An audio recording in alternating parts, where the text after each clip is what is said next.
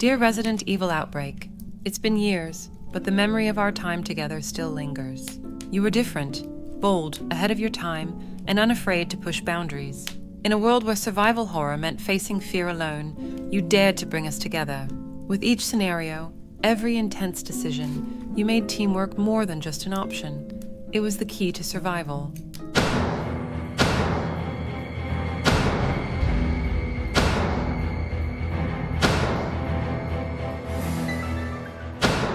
The tension, the feeling that our choices truly mattered.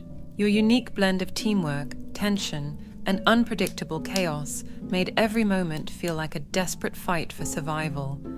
From crawling through infested hospitals to evading the relentless undead, you delivered a truly immersive and unforgettable experience. Today, we celebrate you, the forgotten chapter of the Raccoon City saga, and remind everyone why you're still worth every scream.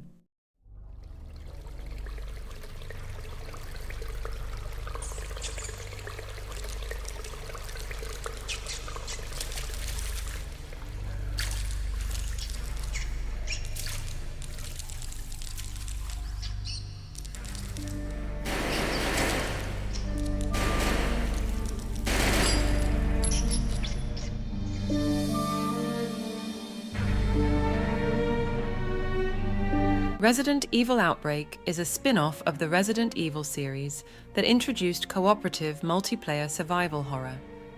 Released for the PlayStation 2 in 2003, it was set in the familiar world of Raccoon City during the outbreak of the T-virus, but with a fresh twist.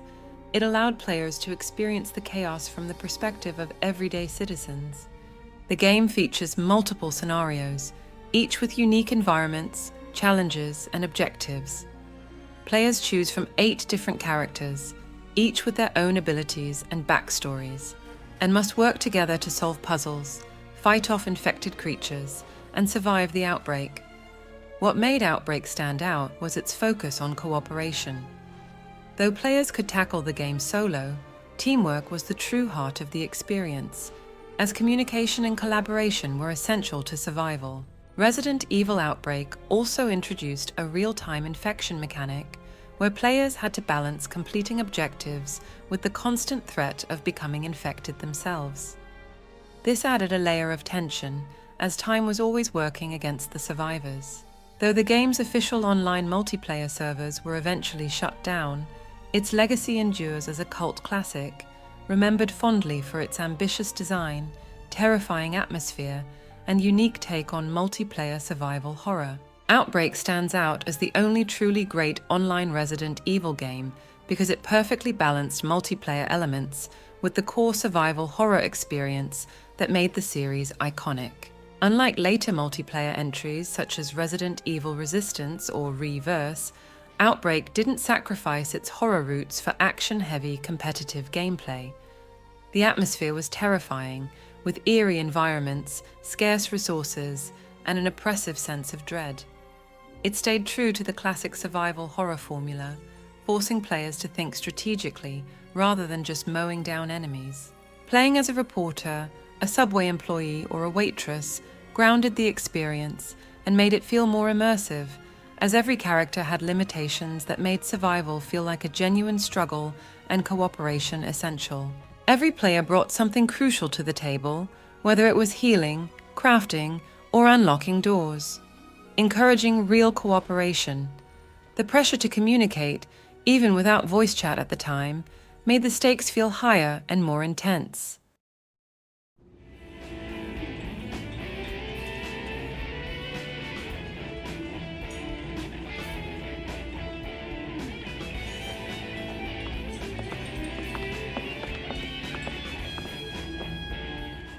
There was a disruption earlier at today's football match between the Raccoon Sharks and the Old Court Thunders.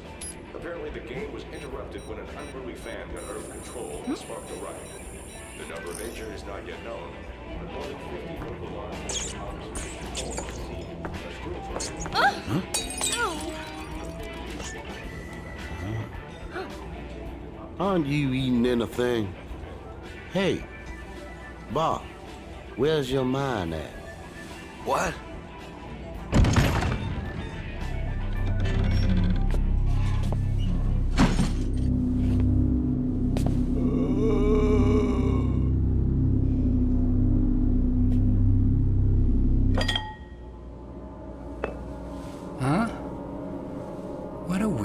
customer.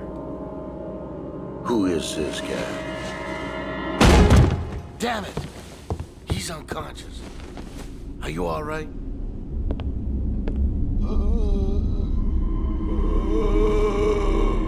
What are you doing?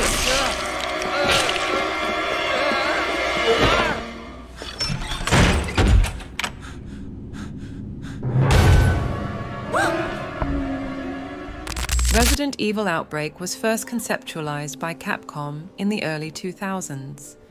By then, the series had already become iconic for its single-player survival horror experiences, but the developers wanted to explore how they could expand the tension and challenge of Resident Evil into a multiplayer format. The goal was ambitious. They wanted to bring online multiplayer to the PlayStation 2, a console not known for strong online infrastructure. This was a bold move considering multiplayer gaming was still in its early stages on consoles. Capcom envisioned a game where players wouldn't just team up to shoot their way through enemies, but would really have to work together to survive. The core idea was to stay true to the survival horror formula: scarcity of resources, terrifying enemies, and puzzle solving, but add the unpredictability of multiplayer interactions.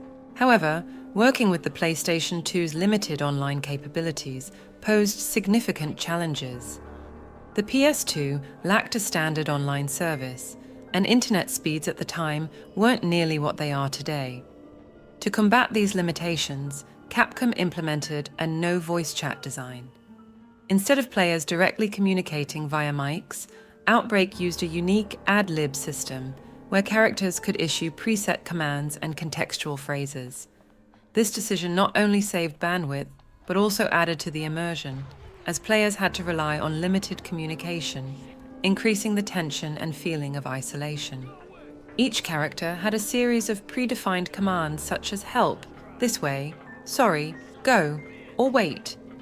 These commands were associated with specific directions on the controller's right stick, allowing players to quickly send orders without having to pause the game. These phrases were essential for directing teammates or alerting them to danger, particularly in moments of panic. The characters would also say things based on their personalities and the situation they were in, creating a more immersive and reactive experience. For example, if a teammate was low on health, your character might automatically say something like, "Are you okay?" or "You need help." If they were near a puzzle or key item, they might point it out. This and the fact that you could actually see what's inside your partner's inventory helped players stay aware of the group's status without needing real-time chat. The communication wasn't global. Characters could only hear each other if they were in close proximity. This meant players couldn't always rely on immediate responses and needed to stay together to effectively strategize and survive. If a teammate wandered too far, they'd be on their own and possibly unable to hear vital commands, increasing the tension and sense of isolation. That is a thing missing in most, if not all, co-op games of today. One of the most innovative aspects of Resident Evil Outbreak was its scenario-based structure. Instead of a single, linear storyline, players could experience different scenarios, each offering unique locations and challenges within the Resident Evil universe. These scenarios were designed to encourage multiple playthroughs, with randomized item placements and various endings depending on player actions.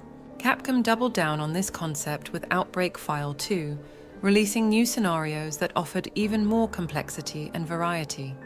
They introduced new environments like a wild zoo overrun by infected animals, and returning locations like the Raccoon City Police Department from earlier games. The replayability factor was huge, as players could experiment with different characters, each with unique skills and traits. In addition, the games offer a huge list of unlockables, from costumes to new characters, artworks, and even bonus modes. A thing that classic RE fans will love is that Outbreak retained the series' signature puzzles. Working together to solve problems under the pressure of limited time and resources created a unique sense of camaraderie and accomplishment.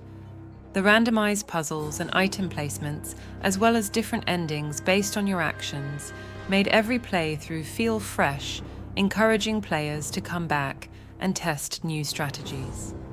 Although you could rush through certain scenarios without serious consequences, the game rewarded careful planning, patience, and communication, qualities often lost in later online iterations that prioritized speed and spectacle. Outbreak, on the other hand, kept things methodical and intense. Outbreak gave players control of everyday citizens.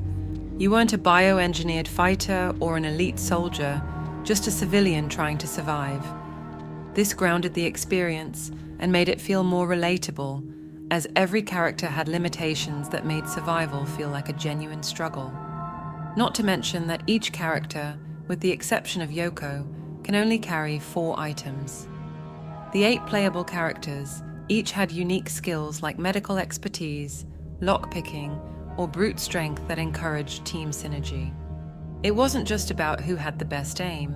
Success came from strategic thinking and complementing each other's strengths. Kevin, the cop, had a strong kick and access to a more powerful pistol. David, the plumber, could fix certain items and improve melee weapons, and Yoko, the student, had a weak physical attack and health, but could carry more items, acting as a vital support character. Combat in Outbreak was all about managing limited resources, from ammo to healing items. Ammo was scarce, forcing players to conserve bullets and avoid unnecessary fights. This scarcity increased the tension, as players had to decide when to fight, when to flee, and how to share resources with teammates. Players had access to a range of weapons, including handguns, shotguns, melee weapons, like pipes, knives, or brooms, and even improvised items like bottles or wrenches. However, these weapons often broke after repeated use, especially melee weapons, further driving home the theme of survival and forcing players to adapt to what was available. Firearms had limited ammo, so players often had to switch to melee weapons or avoid combat altogether. Teamwork was crucial in combat situations. While players could go solo, fighting off enemies alone was much harder and riskier, especially against tougher enemies or boss encounters. Covering each other's backs, sharing items like ammo and herbs, and using character abilities synergistically were necessary to survive. The cooperative element made combat feel less like a one-man army and more like a desperate group struggle. Most enemies in Outbreak were classic Resident Evil zombies, but the game also featured faster enemies like lickers, hunters, mutated animals, and larger bioweapons. Boss fights could be particularly intense, requiring careful coordination, weapon use, and knowledge of the environment to defeat.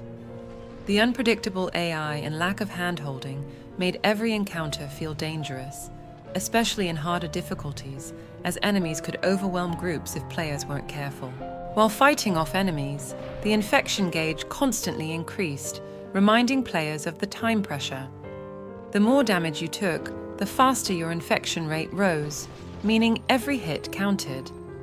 Even when winning battles, you were still losing time, and this constant pressure made combat decisions even more critical. If the player cannot be picked up and rescued, the game is over for that person. The other survivors are then forced to continue on their own, with considerably reduced chances of survival. And one more zombie to eliminate, because this former ally, now totally infected, can now decide to attack his or her former teammates if he or she so chooses. What a plot twist, huh? Combat was slower and more deliberate than in modern action games. Characters had tank-style controls, and the fixed camera angles made navigation and aiming more challenging. This design, typical of early Resident Evil games, heightened the tension by limiting the player's field of view and making enemies seem even more threatening. Players often had to weigh the risks of combat. Sometimes the best choice wasn't to fight, but to avoid enemies altogether. Running past or sneaking around enemies to conserve ammo and health was often the smartest option, especially since getting bogged down in unnecessary combat could lead to infection or death. In summary, Resident Evil Outbreak's combat wasn't about mindlessly shooting your way through enemies. Instead, it was about strategy, careful resource management, and survival. The slower pace, limited resources, and emphasis on teamwork and character abilities made every fight feel tense and meaningful, fitting perfectly with the series' survival horror ethos. The music and soundtrack of the game emphasizes slow, creeping tension rather than intense action beats. This allows for a constant feeling of dread as players navigate various scenarios, from abandoned streets to claustrophobic interiors. The music builds suspense by layering eerie ambient sounds and minimalistic melodies, often punctuated by sudden spikes of intensity when enemies appear. Despite its innovation, Outbreak struggled to achieve its full potential due to the limitations of early online gaming infrastructure. Connection issues, slow loading times, and the relatively low adoption rate of PS2's network adapter meant that not everyone could fully enjoy the multiplayer aspect. Still, for those who experienced it, the games were unforgettable. Outbreak File 2 tried to improve on the original by adding new features like the ability to walk while aiming, a first for Resident Evil at the time, and more refined mechanics. But by then, the momentum for multiplayer on PS2 was slowing down. Outbreak was forgotten. However, this is not the end of the story for this hidden gem. A project to restore Resident Evil Outbreak's 1 and 2 servers was born. Thanks to a team of dedicated fans, Outbreak is still playable online since 2014. This is great news for those who haven't had the chance to play the game before, or who now want to experience the ultimate Resident Evil multiplayer experience. To find out how, please visit obsr.org/Outbreak Server Resurrection. You'll find the link in the description. Though the Outbreak series never reached mainstream success, it has since gained a cult following. Fans still rally for a remaster or full remake, as the core concept, survival horror multiplayer, was truly ahead of its time. In fact, many modern multiplayer games, including titles like Dead by Daylight, owe some inspiration to what Outbreak accomplished years ago. And there you have it. Resident Evil Outbreak and Outbreak File 2 were ambitious titles that challenged both the technical limits of their time and the boundaries of the survival horror genre. If Capcom ever brings these games back with modern online capabilities, we could finally see the true potential of these iconic multiplayer experiences realized.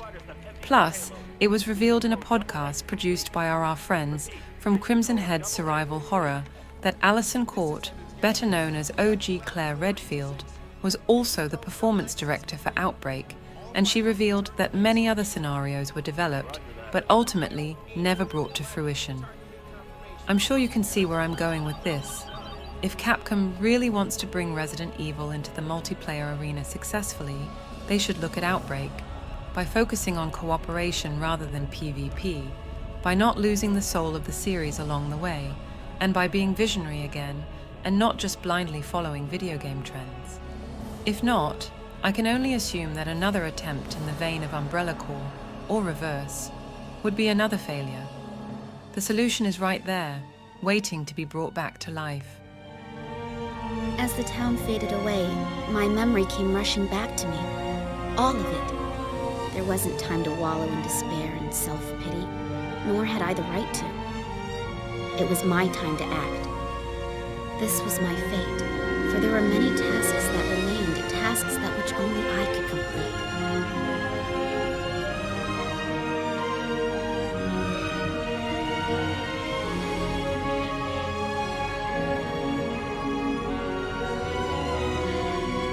What's done is done. We can't take it back. However, we may be able to start again from the beginning.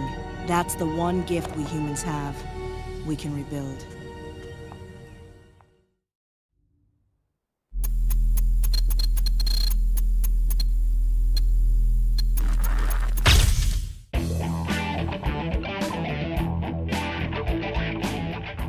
Thank you for watching this video. For those of you who don't know me, I'm TheRedButterfly, a Resident Evil and survival horror enthusiast. And if you're still listening, chances are you are too. My channel features a variety of content on the Resident Evil universe, from love letters such as this one, to news, reviews, and even an audiobook series. If you'd like to help me bring the channel to more fans, please consider subscribing, liking, and commenting on this video, as it would greatly help. I sincerely thank you if you already have, and until next time, be careful around the dark corners.